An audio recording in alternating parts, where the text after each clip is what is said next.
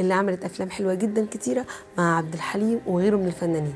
فنانين الزمن الجميل كله مثلت معاهم اجمل الافلام، وكل فيلم فيه زينات صدقي ليه بصمه حلوه جدا. وهي بس مرت بظروف صعبه قوي عشان تبقى زينات صدقي، ومأساة كبيره برغم الكوميديانه الحلوه اللي قدامنا، الا ان حياتها صعبه جدا. ده اللي هنشوفه وهنحكيه معاكم في اعز الناس. معاكم امل في قناه اعز الناس. يلا ما تنسوش تعملوا لايك والاشتراك في القناه عشان يوصلكم كل جديد بنقدمه مع اعز الناس. يلا بينا على الفيديو.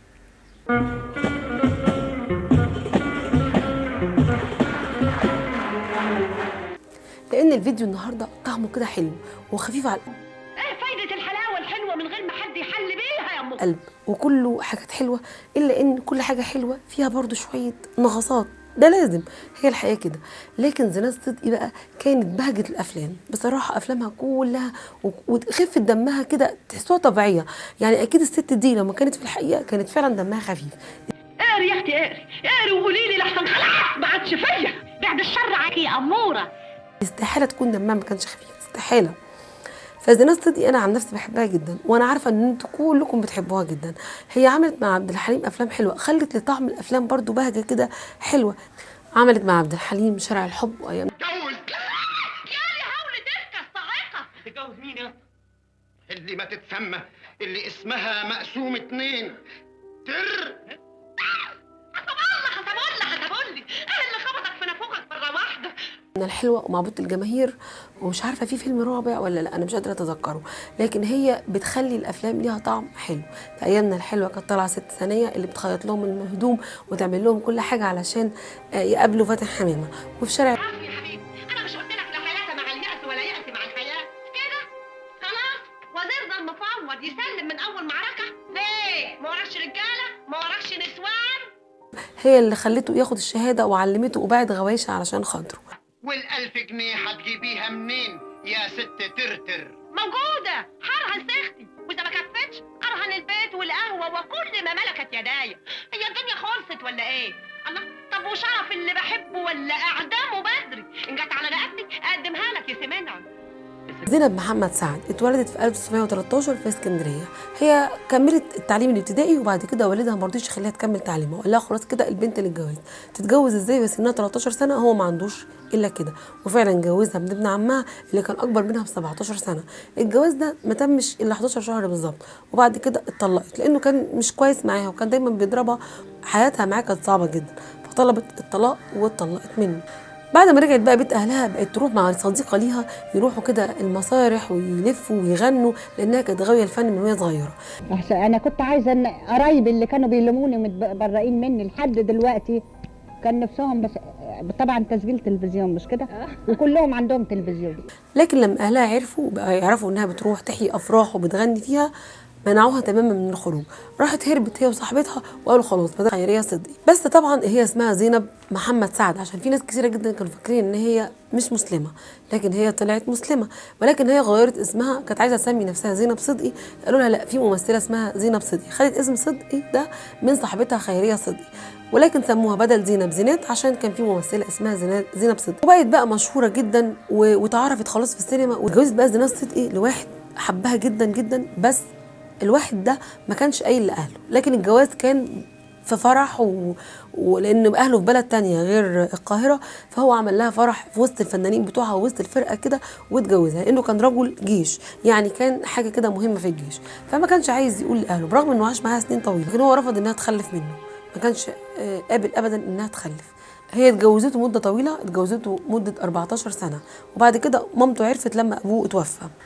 فبعد كده طلب منها تسيب التمثيل وهي رفضت، فتم الطلاق بينهم، لانه كمان كان عايزها ما تراعيش مامتها اللي كانت تعبانه معاها في البيت، لان طبعا هي لما اتجوزت رجعت لاهلها تاني وبدات على تواصل معاهم، فكانت امها ست كبيره خدتها معاها تعيش. فهو بعد كده تقريبا بيتلكك لها يعني، فحب ان هو يطفشها، فقال لها سيبي امك، قالت له لا، قال لها سيبي الفن، قالت له لا، فسابته هو. انا عايزه اجل جوازي شويه لحد ما ربنا يوعد عزيزه اختي بابن الحلال. ابن الحلال موجود يا حبيبتي. حتى بعد كده ندم على العمله اللي هو عملها دي وحب يرجع لها تاني وتوسط، وطلب من الرئيس جمال عبد الناصر انه يتدخل ان هو يصالحهم، لكن برضو زينات صدقي ما كانتش راضيه ابدا ورفضت تماما انها تصالحه. وكان ليها كان طبعا عشان نفسها تخلف، كان نفسها في الامومه وما حصلش نصيب انها تخلف. كان ليها اخت مخلفه حوالي 13 ولد وبنت واحده. وزي حال الفنانين وقتها اتراكمت عليها الديون والضرايب، وبقت تسدد ديونها من فلوسها اللي معاها، لحد ما كان كمان طلعوا عليها اشاعه انها اتدفنت في مدافن الصدقه. لكن هي ما اتدفنتش في مدافن الصدقه، هي انسانه كان عندها شعور نبيل جدا، وانسانه كويسه جدا، وكانت كريمه لابعد الحدود. لما مات حد عندها في الفرقه امه كان بيتكلم يعني ان هو ما عندهوش مدفن، فخدت البنت دي وربتها معاها. البنت دي كانت بمثابه بنتها، هي اللي جوزتها، وحتى البنت خلفت في حياه زينات صدقي، وكانوا الاولاد بالنسبه لها زي احفادها بالظبط. قالت له انا عامله مقبره، روح ادفن والدتك فيها. وبعد كده برضو حصل ظرف تاني لواحد من اعضاء الفرقه اللي هي عارفاهم، وبرضو عايز يدفن حد ليه قريب معرفش، فراحت هي برضو اديته مفاتيح المقبره بتاعتها وقالت له ادفنوا فيها. فلذلك بعد كده راحت قالت انا مش هكتب عليها اسمي، هكتب عليها مقابر للصدقه، واي حد محتاج المقبره دي يدفن فيها، صدقه على روحي، صدقه جاريه ليا. فبعد كده طلعوا الاشاعه بقى انها اتدفنت في مدافن الصدقه لانها ما كانتش لاقيه فلوس. لا، هي فعلا دفعت فلوس كثيره جدا في الضرايب، ولكن كانت مستوره. لما استضافوا حفيدتها قالت انها فعلا عاشت مستوره. وبعد كده السادات كرمها وعمل لها معاش 1000 جنيه في وقت كانت ال 1000 جنيه كبيره. يعني قدرت ان هي تعيش حياه كريمه الى حد ما لما ماتت. وكانت ترفض تماما انها تتسول او تقول لحد شغلني، لدرجه ان بنت اختها اللي كانت عايشه معاها كانت بتقول لها دايما تعالي نتصل بحد فلان او فلان، تقول لها اوعي لو عملتي كده انا ممكن اموت نفسي، انا مش ممكن ابدا ابدا اهين نفسي واتسول واعمل اي حاجه فيها اهانه لكرامتي. كان وقتها الرئيس السادات لما عمل لها المعاش ده اداها رقم تليفونه الشخصي، لا لو عوزتي اي حاجه كلميني. وتعبت وجالها التهاب رئوي، فبنت اختها قالت لها تعالي نروح نكلم السادات يعالجك على نفقه الدوله. رفضت تماما وقالت لها لو عملتي كده انت عارفه انا ممكن اعمل ايه. خافت طبعا على شعورها وما اتصلتش ابدا بالسادات، واتعالجت زي اي حد بيتعالج في اي مستشفى عاديه. حتى لو لاحظتوا انها مثلت فيلم معبود الجماهير كانت كبيره في السن شويه، كانت الناس بدات تنساها. حتى عبد الحليم اصلا كان عبد الحليم طبعا افلامه كانت قليله بس على مدى طويل، فكان اخر فيلم بالنسبه لعبد الحليم قبل ابي فوق الشجره هو معبود الجماهير، فطلبها معاه في الفيلم وكانت كبيره فعلا في السن، بس برضه ادت للفيلم روح حلوه وجميل. بتدي للافلام دم خفيف كده ولذاذه، وافلامها مع اسماعيل ياسين ومع عبد الفتاح الاسري وكل الناس دي كانت بتديهم طعم حلو جدا. وهي كانت مشهوره بعانه السينما المصريه لدرجه ان احنا كنا زمان فاكرينها ان هي فعلا ما اتجوزتش، بس هي طلعت متجوزه اهي، وكمان متجوزه بحب مش جواز عادي وخلاص. فهي مثال جميل جدا للانسانيه والحب وخفه الدم والروح الحلوه.